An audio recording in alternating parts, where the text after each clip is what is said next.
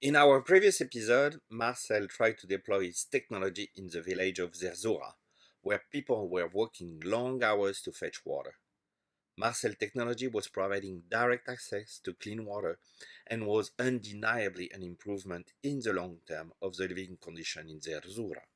However, Marcel's innovation also disrupts the social construct of the village, and if people were happy with the water, the cost of changing their old habits was too high, and quickly they went back to their old habits of fetching water.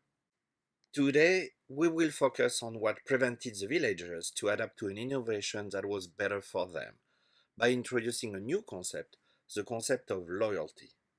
And for that, and because I love mathematics, we are going to talk about fractals. My name is Olivier, and welcome to the Defacto Entrepreneur.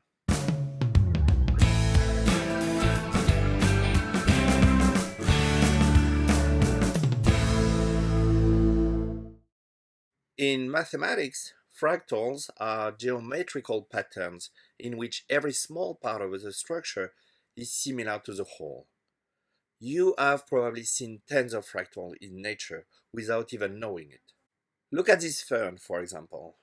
Here is a whole fern, but if we zoom into one leaf, it looks like the fern. And if we look further, we can see the fern again. Fractals are everywhere in nature. They can be seen in the shape of galaxies, in seashells, in broccoli, or in snowflakes. Fractals are used to describe chaotic systems, and because human systems are very complex, I like to imagine them as fractals, where each part of a system of stakeholders is also a system of stakeholders, with its own subset of stakeholders. For example, let's look at your startup. For the system of your startup, the work at the center will be the problem that your startup is actually trying to solve. The stakeholders would include customers, competitor, regulator, end user, general public, and your startup. Your startup's perception of the work would probably be the outcome of some internal discussions about strategy, feasibility of the technical development, or your capacity to finance this development. So, at the scale of your team, the work at the center will be how to make your startup successful for you and everybody who invested cash and sweat into it.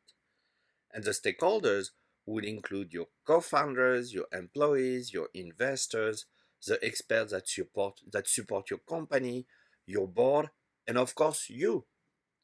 How you view the work in your team will again probably be the outcome of an internal set of discussion with another system, your tribe. There, the work at the center will be something like how to achieve your personal ambition and aspiration in a way that is sustainable for you and your family. And the stakeholders will include your wife and kids, your parents and siblings, your banker, your communities, and all the group you belong to and that may have an influence on your career. And of course, yourself. Because it does not stop here. You are also a complex system of inner voices that have a different perception of what the work should be. And at the scale of the self, the work could be something like how to achieve a fulfilled life with some form of legacy. And the stakeholder involved would include you in your role as a dad, you in your role as a husband or wife, your own upbringing, your fear, your ideals. In other words, what makes you so unique and beautiful. Understanding how these four systems of stakeholders operate is very important for the entrepreneur. And it is very important to also understand what are their boundaries and how they are connected together at the same time.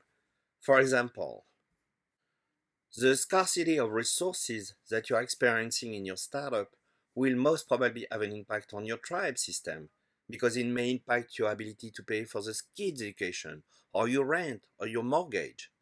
It could also impact the system of your self system by triggering repressed form of anxiety. But these four systems and their interconnectedness can be a source of strength. So, for example, by creating a time and space to play and cuddle with your kids may give you a chance to rest Detach yourself from the anxiety of your startup and take a fresh look at the problem your team is experiencing. And if you start to feel overwhelmed or over your head, you can think about the pain your startup is trying to address for your end user to stay in the game. We will dive deeper about the interconnectedness of these four systems in future video, but for now, I want you to understand that they exist and that they are connecting with each other. Like in the example of the fractals, your startup is a system composed of other systems, and these systems are themselves composed of other systems and individuals. And this is true for everybody. Every stakeholders you interact with has her own team to respond to, her own tribe, and her own issue with herself. It would be impossible and possibly quite creepy to try to understand what's going on for each and every one of the stakeholders that operate in your system. However, if we want to understand why sometimes people may not act in their best interest in the long term and stick to old habits, we need to understand what's going on in their inner circles.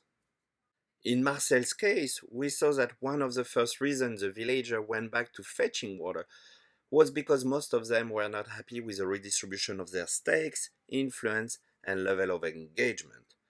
Some were losing power or control over resources. Others were losing influence. Some had to be more engaged than before, and they did not like it. Some were less involved, and they did not like it either.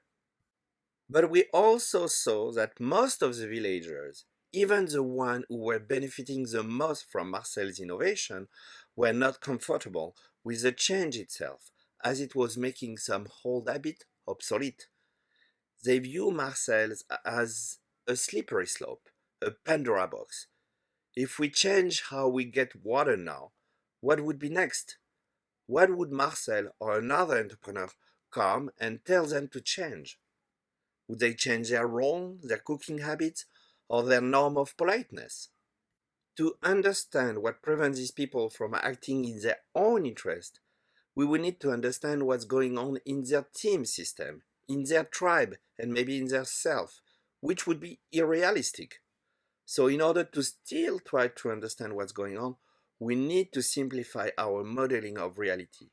And for that, we will introduce new concepts. First, the system boundary. It should be clear by now that every stakeholder does not operate in itself. Behind the scene, a stakeholder has to deal with her colleagues, her family, her values. This creates a boundary between the people we have access to, the stakeholders, and its constituents, the one we cannot interact with, and we'll call them the faction of the stakeholder.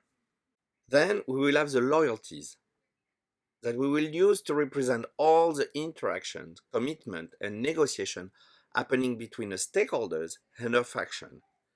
This is where we will find the reason why a stakeholder may, at least in appearance, not act in its best interest.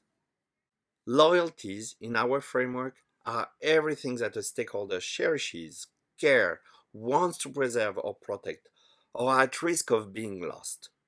And we focus on them because they can prevent a stakeholder from taking the correct course of action for the system to address the work at the center. They include loyalty to constituents. Constituents are all the person outside of the system that a stakeholder is loyal to. Depending on the problem you are trying to address, it could be the stakeholder's family, friends, community, its peer, its hierarchy. For a politician, it could be her actual constituents. For a union leader, it could be the worker. For a teacher, her students, etc. Then you have loyalties to value.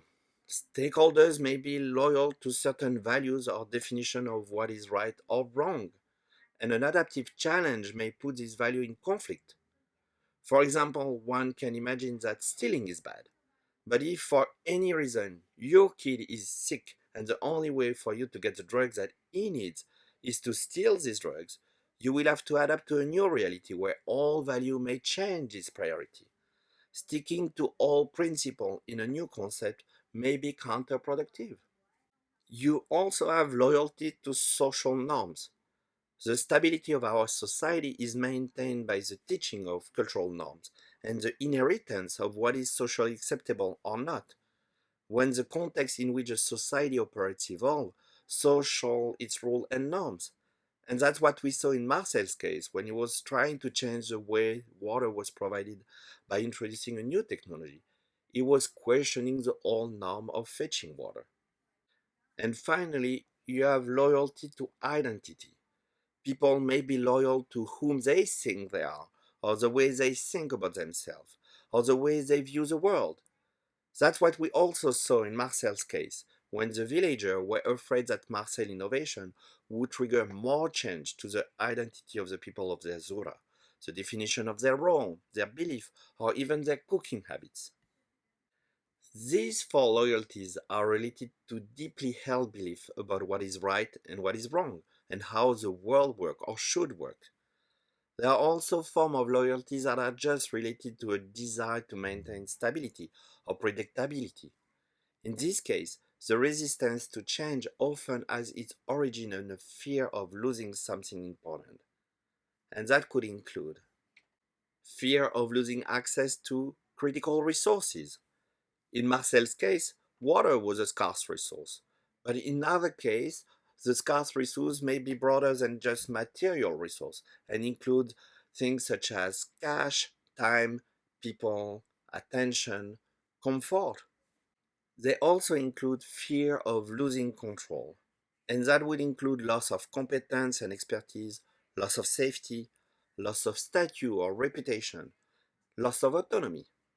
And in Marcel's case, the fetchers were losing not only their legitimacy, but also their expertise, as fetching water was becoming obsolete.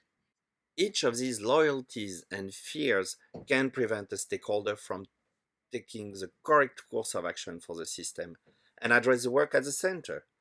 So it will be crucial for an entrepreneur to try to understand them if she wants to design an effective intervention. But how to do that? Because we are trying to understand what's going on in a system, it is very important to generate multiple interpretation of what could be going on. And for that, I would recommend to use this laundry list of loyalties as a starting point and draw assumptions based on what you already know about your stakeholders. Every interaction with your stakeholders will then give you an opportunity to probe these assumptions, eliminate or complement them.